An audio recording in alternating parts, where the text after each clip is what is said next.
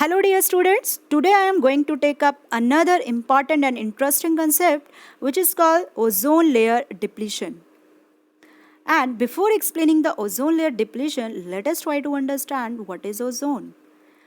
Ozone क्या है? Ozone एक मॉलिक्यूल है जिसमें 3 ऑक्सीजन एटम कंबाइन होते हैं. Means it is a molecule of 3 oxygen atoms, that is O3.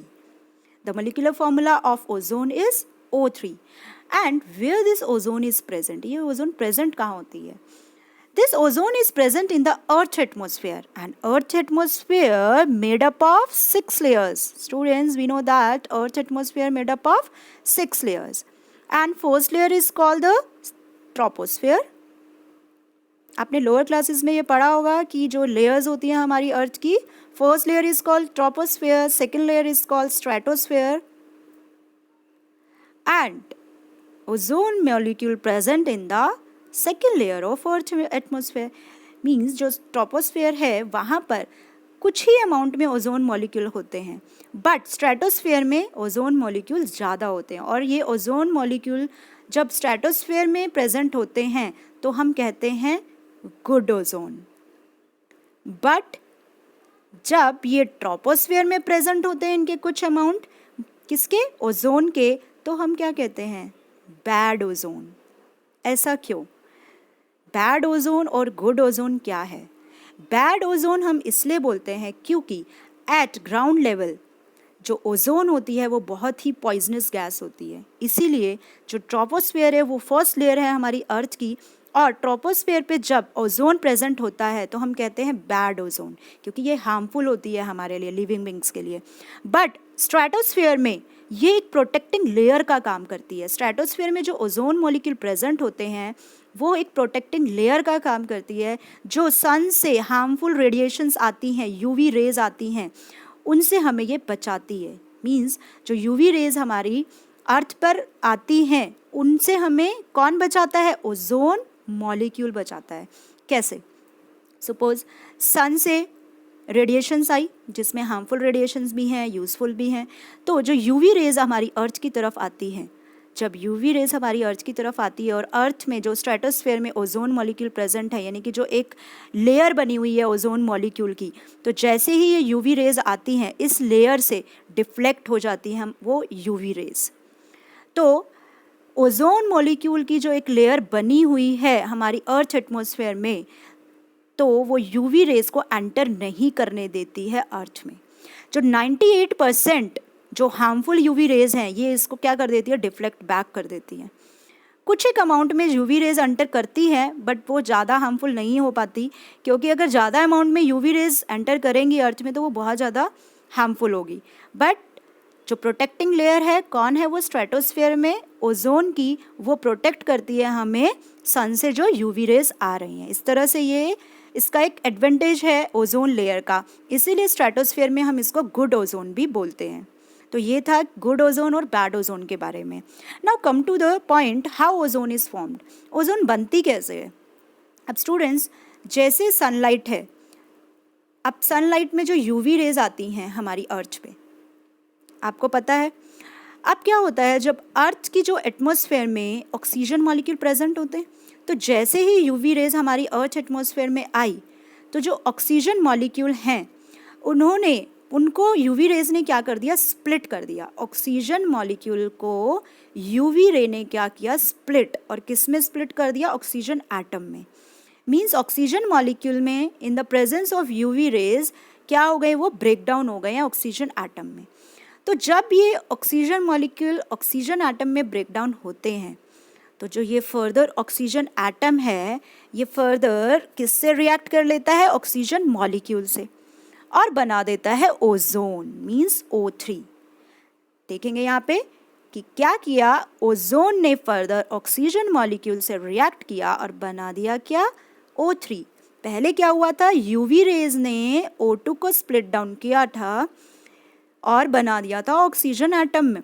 अब ऑक्सीजन एटम ने फर्दर रिएक्ट कर लिया ऑक्सीजन मॉलिक्यूल के साथ और बना दिया क्या, O3 यानी ओजोन. तो इस तरह से हमारी अर्थ एटमॉस्फेयर में ओजोन की एक लेयर बन जाती है. तो इस तरह से फॉर्मेशन होती है ओजोन की।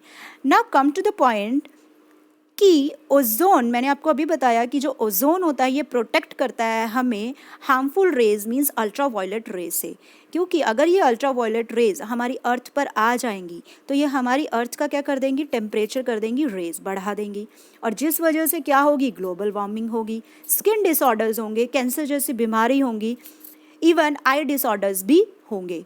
तो इस तरह से ये यूवी रे को हमारी अर्थ पर आने से क्या करता है, प्रोटेक्ट करता है, और इसलिए हम इसको प्रोटेक्टिंग शील्ड भी बोलते हैं। किसको बोलते हैं, ओजोन लेयर को। तो ये था इसका advantage. Now come to the point कि ओजोन लेयर डिप्लीशन क्या है। हमने पढ़ा कि ओजोन क्या है, ओजोन लेयर क्या है, कैसे ओजोन फॉर्म होती है। अब है पॉइंट कि ओजोन लेयर डिप्लीशन एक्चुअल में है क्या। स्टूडेंट्स, कभी कभी इसको बोला जाता है ओजोन होल, बट एग्जैक्टली ये होल नहीं होता।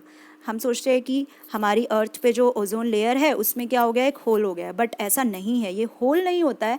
ये हमारी जो अर्थ की ओजोन लेयर है उसको क्या कर देती है, थोड़ी थिन कर देती है। अगर सपोज ये थिक है तो ओजोन लेयर डिप्लीशन की वजह से जो ये लेयर है ये थोड़ी पतली हो जाएगी। और आपको पता होगा जो हमारा ग्लोब है, जो हमारा अर्थ है, वहाँ पे जो एंटार्क्टिका रीजन है वहाँ पर ये लेयर बहुत थिन हो गई है, और इसी को बोला जाता है ozone layer depletion. The thinning of ozone layer by air pollutants is called the ozone depletion. For this, some synthetic chemicals are responsible like chlorofluorocarbon means CFCs. इसने बोला कि कुछ सिंथेटिक केमिकल्स होते हैं जैसे CFCs हैं, वैसे तो बहुत सारे होते हैं, नाइट्रोजन ऑक्साइड्स भी होते हैं, नाइट्रस ऑक्साइड भी होते हैं, सल्फर्स भी होते हैं। तो इस तरह से बहुत सारी गैसेस होती हैं जो हमारी ओजोन लेयर को डिप्लीट कर रही हैं, बट यहाँ पर हम प्राइमरी उसमें डिस्कस करेंगे क्लोरोफ्लोरोकार्बन को। और स्टूडेंट्स, आजकल टेक्नोलॉजी इतनी बढ़ गई है कि हम बहुत ही फ्रिक्वेंटली रेफ्रिजरेटर्स का यूज़ कर रहे हैं, एयर कंडीशनर्स का यूज़ कर रहे हैं और अदर इलेक्ट्रॉनिक्स का यूज़ कर रहे हैं। अब है क्या, एक्चुअल में जो एयर कंडीशनर्स हैं, रेफ्रिजरेटर्स हैं, ये प्रोड्यूस करती हैं क्लोरोफ्लोरोकार्बन्स यानी CFCs गैसेस, जो बहुत ही हार्मफुल गैस है। ये कंटेन करता है क्लोरीन, फ्लोरीन और कार्बन। इसका जो स्ट्रक्चर होता है वो कुछ इस तरह से होता है कि कार्बन में 3 जो एटम्स होते हैं वो होते हैं क्लोरीन के, और 1 एटम होता है फ्लोरीन का। और जो ये क्लोरीन है ये बहुत ही हार्मफुल है हमारे एटमॉस्फेयर के लिए। जो CFC गैस है वो इतनी लाइट होती है कि ये हमारी अर्थ के टॉप लेयर पर चली जाती है। जो ये हमारी अर्थ है उसके स्ट्रेटोस्फेयर और ट्रोपोस्फेयर पे ये जब CFC गैस जाती है, और जब सन की जो UV रेज अटैक करती हैं CFC पर, तो ये CFC जो फर्दर है वो क्या हो जाता है, ब्रेक डाउन हो जाता है। मींस इसके जो क्लोरीन है ये अलग हो जाते हैं CFC से, क्लोरीन और फ्लोरीन क्या हो जाते हैं, अलग।